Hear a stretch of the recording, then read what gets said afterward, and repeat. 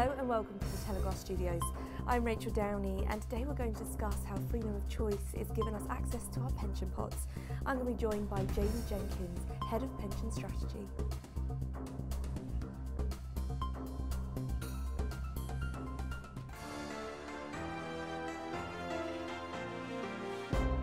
Hello Jamie. Hi Rachel. Jamie, for someone approaching retirement, how will their funding change after April? Well, this is a complete change. They're calling it freedom and choice, and it's very much that. So from April, people will have the choice to take all or none of their pension as they wish. They can take the whole lot out as cash if they want to do so. That's a complete change from where we were. You mentioned they're taking all of it out at once. What happens if I do just that and blow it all on a luxury car? Well, technically nothing, and there has been talk of people buying Lamborghinis. Well, we'll see if that happens. In practice, if people do take all of their pension out, or even a significant chunk of it out in one go as cash, there is quite a significant tax charge for most people. So that's one reason. Of course, the other main reason is that the pension pot is there to last perhaps the rest of somebody's retirement. So if you spend it all straight away, all you're left with is perhaps a state pension of around £100 or £150 a week. You mentioned there the tax charges on top of it, depending on what I take out, how much I take out, and then also looking forward to the future and how much maybe then we should take out. It's obviously not as simple as many people might first think. So what would you say are the most important things to remember? Well, that's right. It's not simple. These are big choices that people need to make.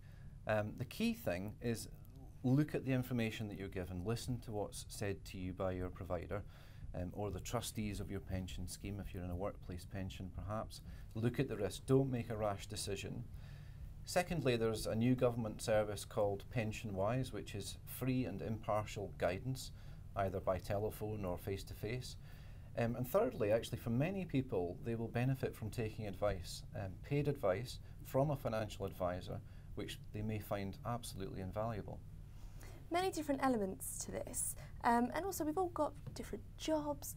I might not be entitled to the same amount as somebody else that lives, I don't know, in Scotland, for instance. So does this apply to everybody? Well, that's a good point. Now, it doesn't apply to everyone. Some people will find themselves in what they call defined benefit or final salary schemes. Typically the older schemes, not open to new employees now, but typically the older schemes. And they wouldn't have access typically from the scheme they're in. They may be able to transfer to get access to this flexibility, and they may need to get advice to do that. People in the more modern schemes, what they call defined contribution schemes, they have full access from April.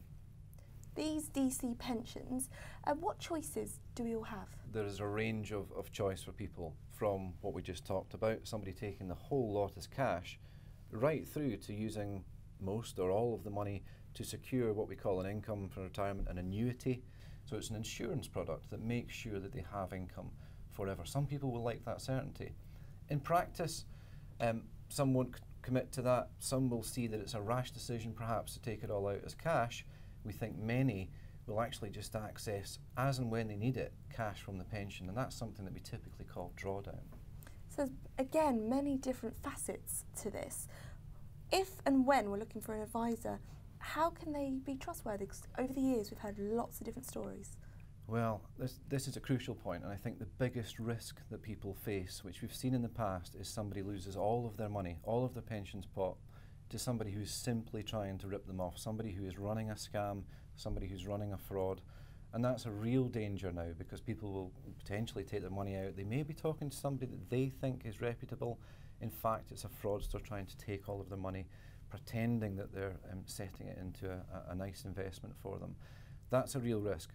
Good financial advisors, however, will be registered. They should be registered with the FCA, the Financial Conduct Authority, and people can check that on their website.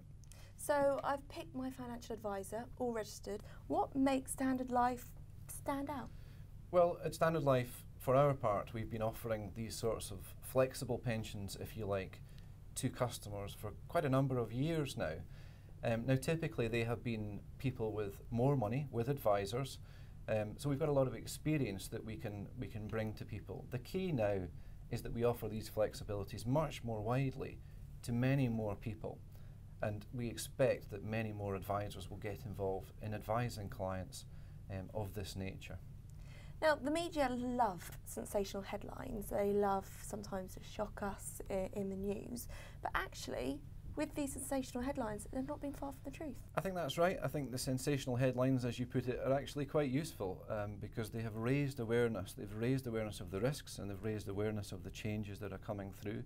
So I'm very supportive that we continue with sensational headlines. At the end of the day, this is a big social policy. It's a big experiment to see how people will react, how people will deal with having access to all this money. And it's crucial that we get it right and support people. Now, when I look at, say, my parents' generation, it was all very different for them to how it is now. Moving forward, say 30 to 40 years, what's it going to be like? Well, good question. Today it's quite different from where I think it will be. In 30 or 40 years, people will be more aware of pensions. We'll have experience of the sorts of choices that people actually make. And most importantly, many more people, many millions more people, will have a lot more money in their pension pots in these newer style pensions. So I actually think that we'll get to a much better place where people have more choice to do the things they need to do with their income in retirement. But in the short term, we've got a challenge just to get through the next few months and years. Well, look, Jamie, thank you for joining us here today at Telegraph. You've definitely given us something to think about. Welcome.